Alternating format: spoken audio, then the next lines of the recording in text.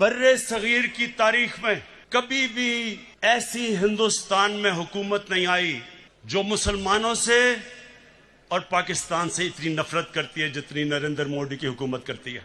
हमारे फौजियों के ऊपर मुसलसल हमले हो रहे हैं। हर रोज हमारे फौजी अपनी जान की कुर्बानियां दे रहे हैं। परसों 20 पाकिस्तान के सिक्योरिटी फोर्सेस के लोगों ने शहादत पाई। 20 लोगों ने।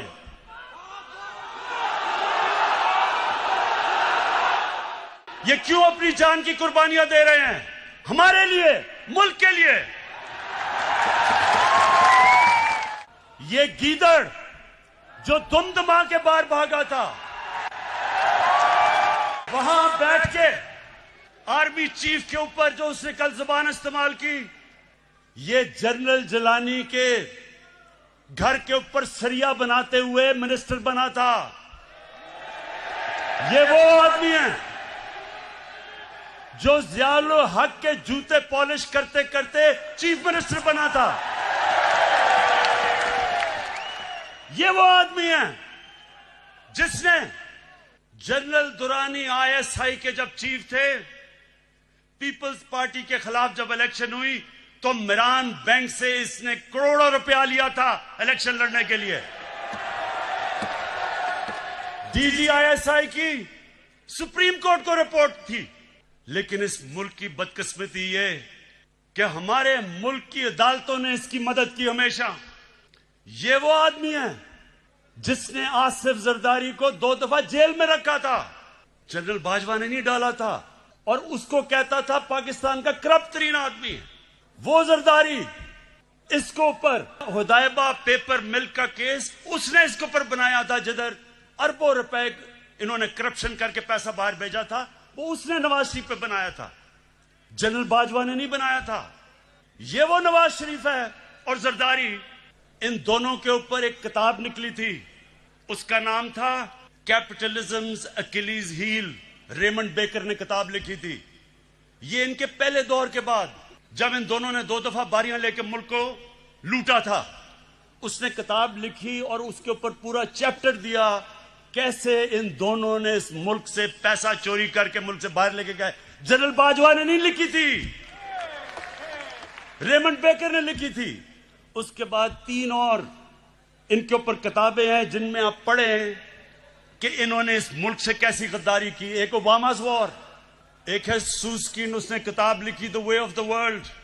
उसमें वो क्या किताब में कह रहा है कि बिलावल को उनकी वालदा टेलीफोन करके सीआईए ने उसका टेलीफोन टैप किया, बैंक अकाउंट्स बता रहे थे कि किन किन बैंकों में पैसे पड़े हैं तुम्हारे बारे।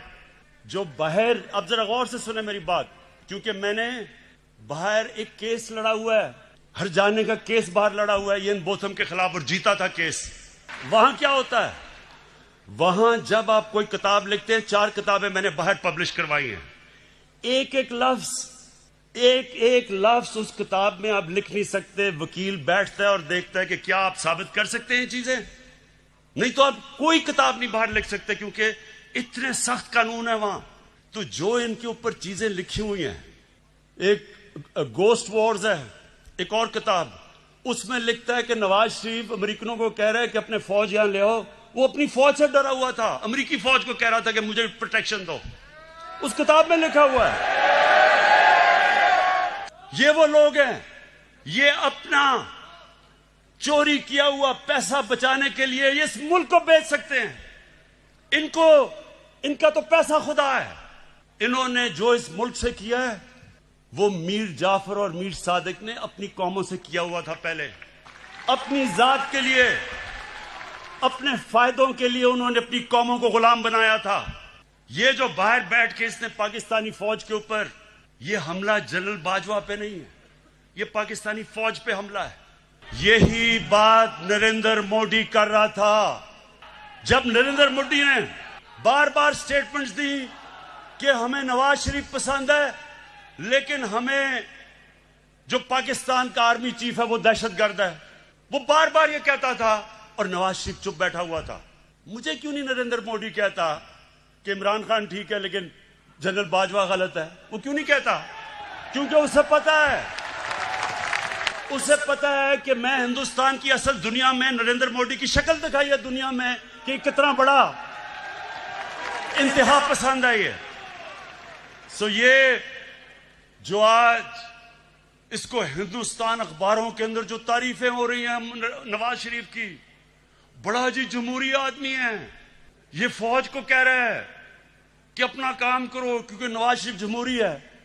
क्या हिंदुस्तान को नहीं पता कि जब जनरल जिया ने इसको गोद में बैठा के मुंह में दूध की चूसनी लगाई थी इसके मुंह में, क्या हिंदुस्तान को नहीं पता कि ये वो वजीर आजम है जिसने डंडों से सुप्रीम कोर्ट के ऊपर हमला करवाया था और फिर जुल्म देखें कि बाकी जुडिशरी को ब्रीफ केस दे के खरीदा था।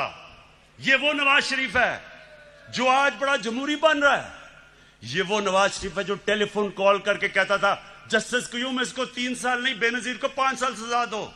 ये वो है आदमी जो पिछला नैब का चेयरमैन कमर जमान जैसा करप्ट आदमी उसको चेयरमैन बना के अपने केस बंद करवाए।